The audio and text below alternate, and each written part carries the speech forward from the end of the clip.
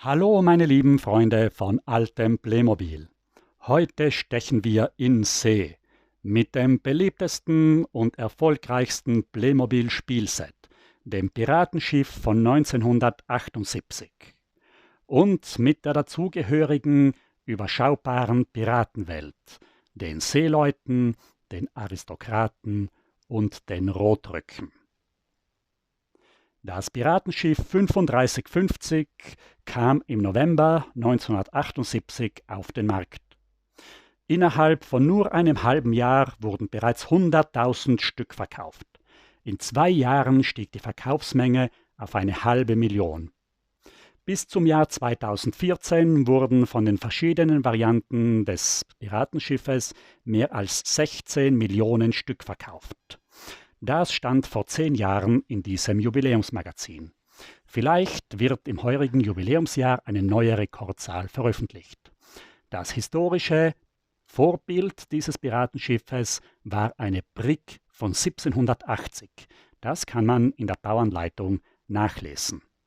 Eine Brigg ist ein zweimastiger Rahsegler mit einem Schratsegel am Hauptmast und einem Starksegel am Fockmast.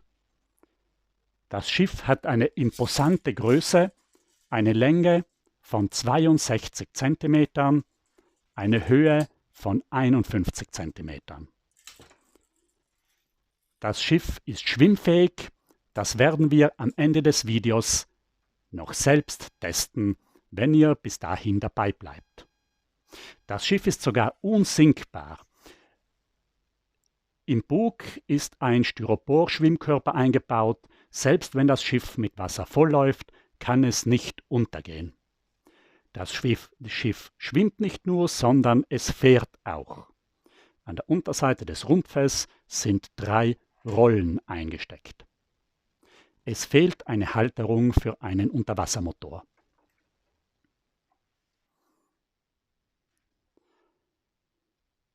Vorne am Bug haben wir eine Ankerwinde, mit der ein Metallanker abgelassen werden kann oder gelichtet werden kann. Das Boot ist mit 2 Kanonen bewaffnet. Es sind Ritterkanonen von 77 mit einer Schiffslafette. Unten kann der Kanonenstopfer eingesteckt werden, aber dann kann man die Kanone nicht mehr an die Reling schieben. Im Mittelteil des Schiffes ist der geräumige Laderaum untergebracht. Er fasst 8 Schatzkisten. Er ist zugänglich durch eine Ladeluke.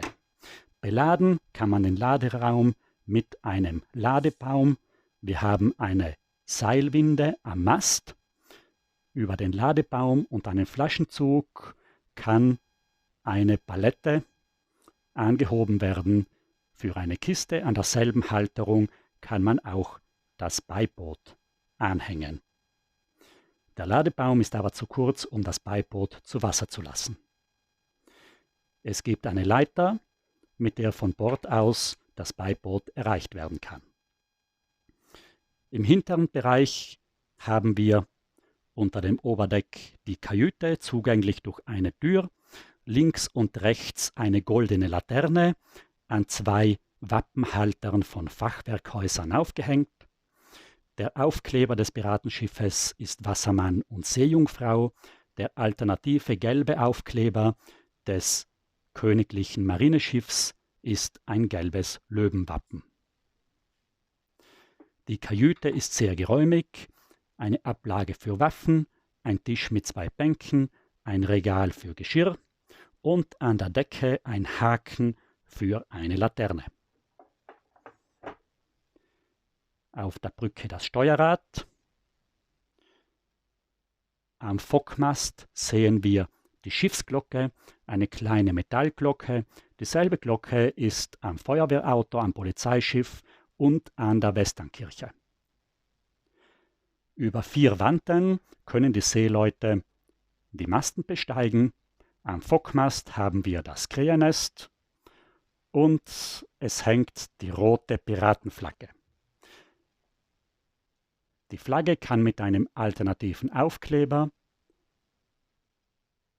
mit den britischen Farben beklebt werden, so wird aus dem Piratenschiff ein britisches Handelsschiff. Schauen wir jetzt die Besatzung des Piratenschiffes an. Sie besteht aus den 5 Piraten, die auch in einem getrennten Piratenset erhältlich sind. Die Piraten zeichnen sich durch Figurenneuheiten aus. Wir haben das Holzbein, eine Hakenhand. Seit 76 sind ja die Gesichter aus zweifarbigem Kunststoff gegossen. Neu 78 ist die dunkelhäutige Figur, bei der der Kopf aus dreifarbigem Kunststoff gegossen ist. Schwarze Pupillen, dann die weißen Augäpfel und der Mund und außen der dunkelbraune Kopf. Die Kopfbedeckungen sind alle neu. Der Zweispitz, der Dreispitz, der Fes und das Kopftuch. Das Piratenset ist mit viel Werkzeug ausgestattet. Wir haben das typische hellgraue Piratenwerkzeug, 2 Bootshaken, 2 Äxte, 2 Schaufel, 5 Messer. Neu sind auch die Vorderladerpistolen, typisch für die Piraten. Kommen wir jetzt zum legendären Piratenschatz. Was hat es mit dem Piratengold auf sich? Zwar gab es schon 75 die goldverkronte Trompete bei der Kavallerie. Beim Piratenschiff und bei der Postkutsche gibt es die goldenen Laternen, die auch für die Beiboote verwendet werden. Der Piratenschatz ist eine Spritzeinheit, auf der 2 goldene Säbel, Fernrohr und Sprachrohr, eine Kelle und 26 Goldmünzen drauf sind. Bei den Goldmünzen haben wir den Einer mit Krone, den Zweier mit Wappen und den Fünfer mit Kopf. Es sind 12 Einer, 8 Zweier und 6 Fünfer im Piratenschatz enthalten. Überall, wo diese Goldteile vorkommen, taucht der gesamte Schatz auf. Bei den Seeleuten, bei den Piraten und im Piratenschiff. Im Piratenset kommt der Captain Flint vor. Der Captain Flint, der Kapitän des Piratenschiffes, ist erkennbar an seinen 2 gesunden Beinen mit den 2 gelben Stiefelstulpen. Schauen wir uns jetzt die Verpackung des Piratenschiffes an.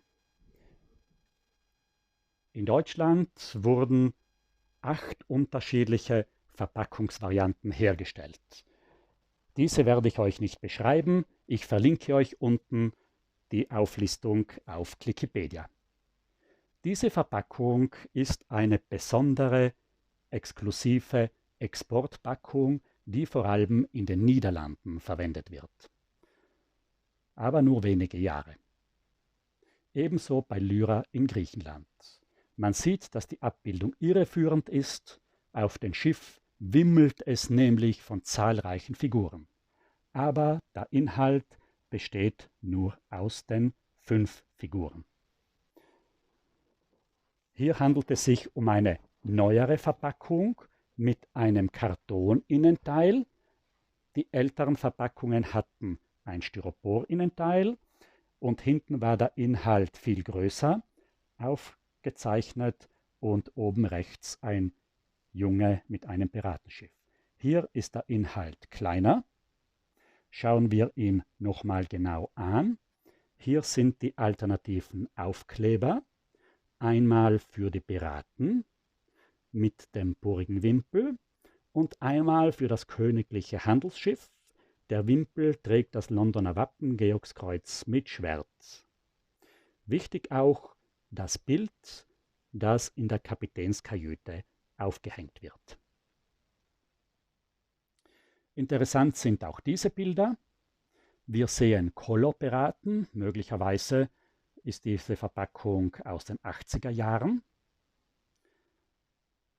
Ein Großvater mit seinem Jungen hat 2 Segelboote kunstvoll mit den Playmobil Colorstiften bemalt. Wir können nur von Glück reden, dass so wenige Piratenschiffe wirklich bemalt worden sind. Sonst wären sie wohl unwiederbringlich verpatzt worden. Gehen wir jetzt mit den Figuren weiter. Wer war zuerst, das Schiff oder die Piraten?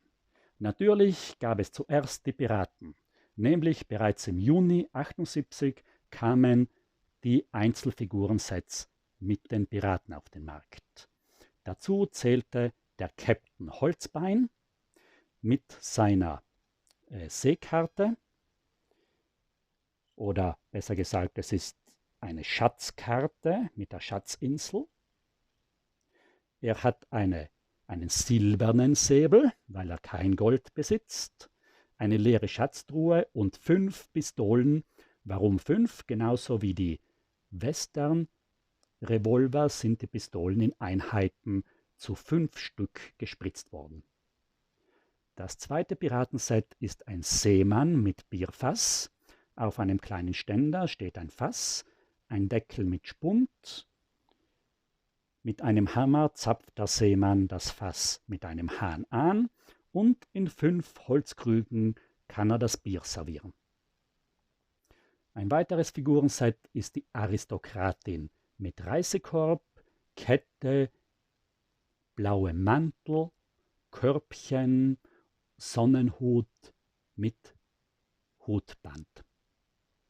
Weiteres Einzelfigurenset, der General mit seinem Pferd, mit einem Säbelumhang, Säbelscheide und Silbersäbel, Schildwache mit Fahne, Trommel und Trompete, die Schildwache mit dem hohen Tschako, mit der blauen Feder, mit dem weißen Gilet, mit dem hohen Stehkragen und mit den neuen blauen Armmanschetten, die spitz zulaufen. Diese Einzelfiguren sind auch Teil von den 5-Figuren-Sets. Hier ist das 5-Figuren-Set der Schildwache. Es ist auch ein farbiger Soldat, der seinen Dienst versieht. Wir haben die Gewehre mit kurzen Lauf und Bajonette und ein schönes Wachhaus. Ein besonderes 5-Figuren-Set sind die Aristokraten.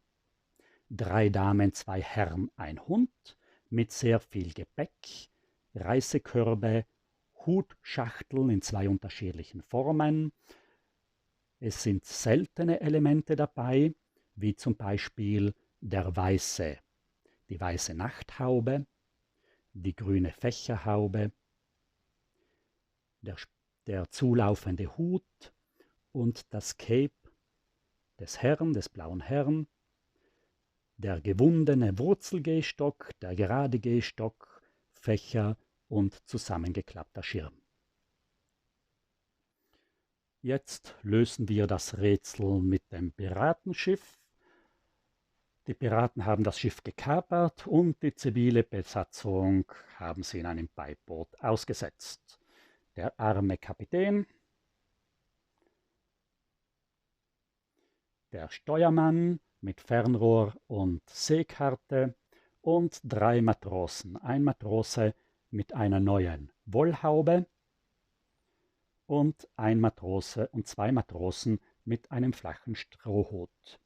Jetzt schauen wir uns die fixen Handgelenke an. Am Ruderboot gibt es eigene Griffe, damit die Figur mit den fixen Handgelenken die Ruder bedienen kann. Leider können so die Ruder nicht nach unten bewegt werden. Es ist Essgeschirr für 5 Matrosen dabei. Die Teller und die Löffel haben Halter, damit die Figur das Teller halten und den Löffel zum Mund führen kann. Stellen wir uns die Figuren mit drehbarem Handgelenk vor und mit dem neuen Geschirr. Sie können weder einen Teller halten und den Löffel können Sie nur mit der ausgestreckten Hand vom Mund entfernt halten. Wie geht es mit den Piraten weiter? Im zweiten Jahr 79 kommt ein roter Pirat mit gelbem Ruderboot heraus, mit schwarzem Werkzeug, Bootshaken, Schaufel, Axt, mit einer schwarzen Piratenfahne und mit einem Silberschatz.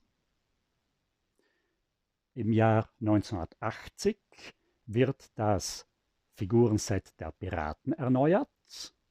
Ein Pirat weniger, der mit dem Holzbein.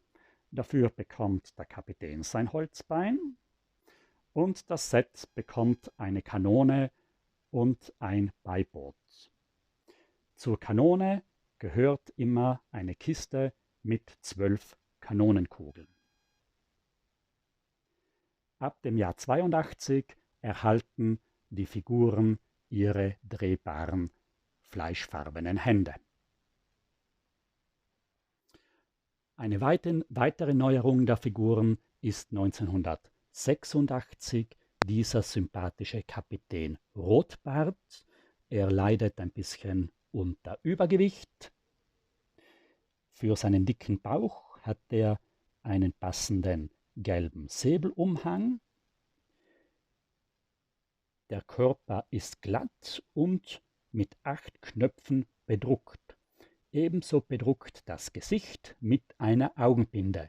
Das hat uns für unsere Piraten bisher immer gefehlt. Bedruckt ist jetzt auch der Zweispitz. Man braucht keinen Aufkleber mehr. Der Kapitän Rotbart wird der neue Kapitän vom neuen Piratenschiff. Das alte Piratenschiff 3550 war nämlich bis zum Jahr 1989 im Sortiment. Zum Abschied gibt es hier noch ein großes Bild auf der Titelseite des Kataloges. Im folgenden Jahr 1990 wurde dasselbe Schiff in derselben Form mit der neuen Nummer 3750 wieder neu herausgegeben und blieb dann bis 1999 im Sortiment. 3750 unterschied sich mit Aufklebern an der Reling und mit neuen Segeln. Hier sehen wir weitere Figurenneuheiten der Piraten. Im Jahr 1990 sind die Piraten die ersten modernen Figuren mit einem glatten Oberkörper, der voll bedruckt ist, und mit geformten Schuhen. Auf der Unterseite der Schuhe kann man jeweils das erste Jahr ablesen, an denen sie herausgegeben wurden. Dieser Piratenkapitän ist immer noch auf dem Schiff 3750, das sieht man hier an den Segeln mit dem Löwenwappen mit Schwert. Die Crew dieser Piraten hatte auch geformte Füße, Stiefel, barfuß, aber immer noch mit der alten Hakenhand. Neu ist auch das asiatische Gesicht. Hier haben wir den ersten dickbauchigen Piraten, der keine Schuhe hat, sondern barfuß ist. Er stammt aus dem Jahr 98.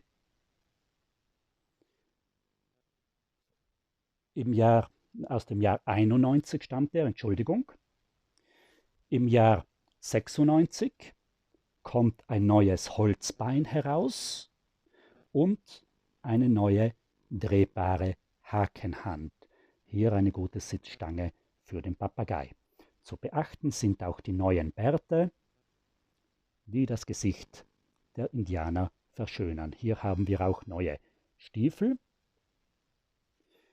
Im Jahr 2007 haben wir dann Piraten mit zerrissenen 98 mit zerrissener Hose, 2007 mit zerrissenen Ärmeln und noch zu beachten wäre das Jahr 2015. Wir haben hier das Piratenthema bei den Super 4. Bei dieser Figurenserie tauchen das erste Mal neue schlanke Körper, neue schlanke Arme und bedruckte Gesichter auf. Jetzt bin ich am Ende mit meiner Vorstellung. Bitte bittet mir nicht in den Kommentaren von den neuen Piraten was zu zeigen, denn ich bringe kein einziges Set zusammen. Ich habe mit den Plattfüßen, mit dem Sammeln bei den Plattfüßen aufgehört.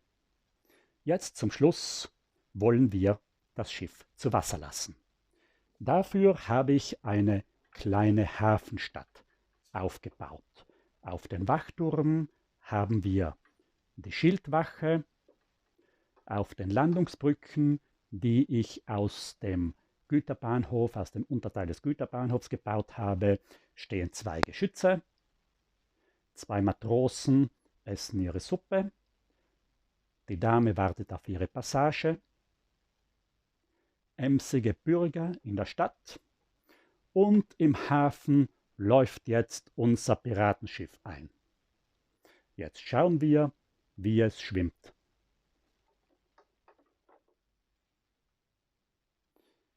Wir sehen, dass das Schiff sehr schön und stabil schwimmt. Es hat ein bisschen eine Schlagseite.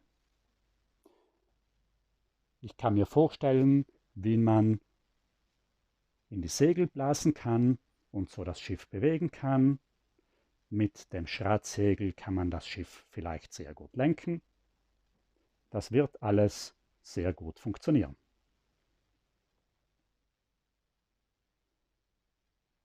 Jetzt machen wir noch einen kleinen Versuch. Wir haben ja unseren Piraten, der den schweren Silberschatz geraubt hat.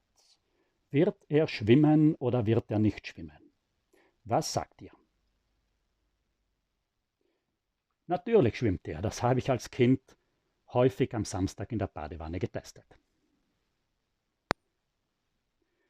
Mit diesen Bildern möchte ich mich für heute für euch verabschieden. Weil ich schon das Badewasser eingelassen habe, werde ich in der nächsten Woche die Boote vorstellen, das Hausboot von 78 bis zum Fischkutter Susanne. Vielen Dank, dass ihr zugesehen habt und ich würde mich freuen, wenn wir uns bald wiedersehen.